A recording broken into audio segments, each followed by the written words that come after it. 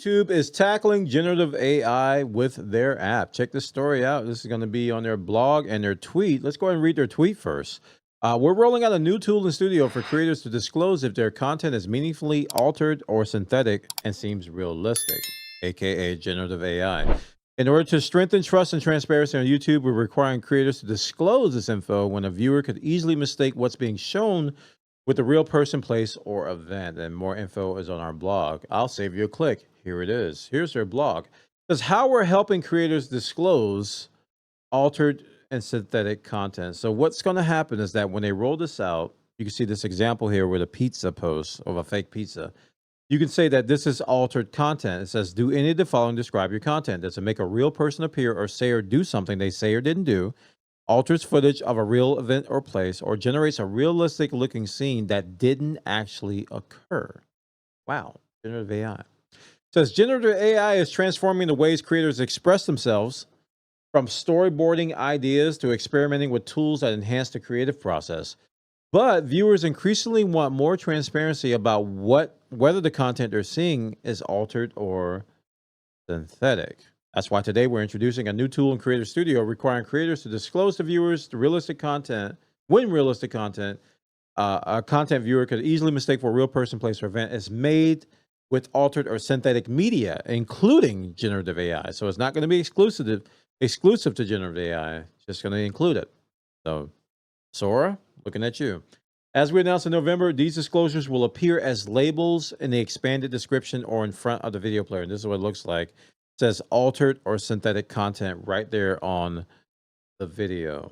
So yeah, this is going to be something that's going to be interesting to watch, because I praised this on Twitter. I said this is a good first step, but I imagine there's going to be many more updates and things that are going to happen that are going to try to combat the wave. I call it the wave of deceptive stuff that's coming. It's going to be a lot of just false stuff that's going to be portrayed as real. So YouTube's getting in front of that to say, we're going to label that.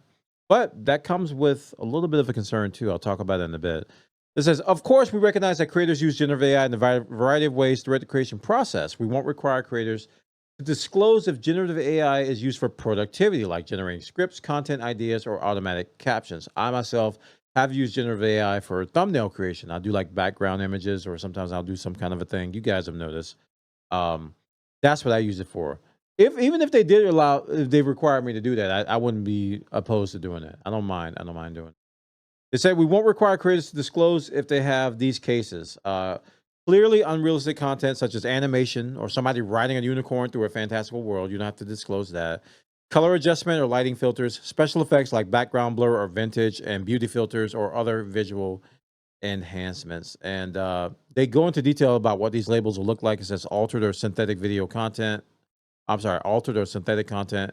And it even tells you sounds or visuals were significantly edited or digitally generated. But you'll start to see these roll out on mobile first, and then on TV and desktop. Now, this right here is what concerns me a little bit. It says YouTube may add a label even when a creator hasn't disclosed it, especially if the altered or synthetic content has the potential to confuse or mislead people. This is saying that YouTube can label something as digitally altered at a whim. And I don't like that, because if you say or do something that YouTube doesn't agree with, they could easily just label it as that and just bury you in the algorithm, and your video doesn't get any traction if they don't like it. It could be true. It could be anything. It could be something that's not digitally altered. It could be non-generative AI. It could be something that YouTube doesn't want you to show, and they can label it. And we saw that with Twitter a few years ago during the 2020, 2021, 2022. If you said something that they didn't like, it got labeled misinformation and it got buried. And that was not good.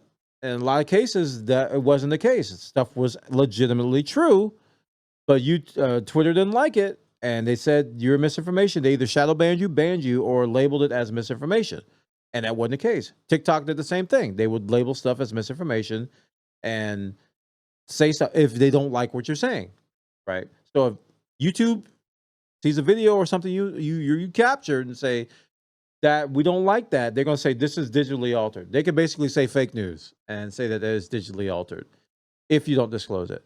That part I don't like.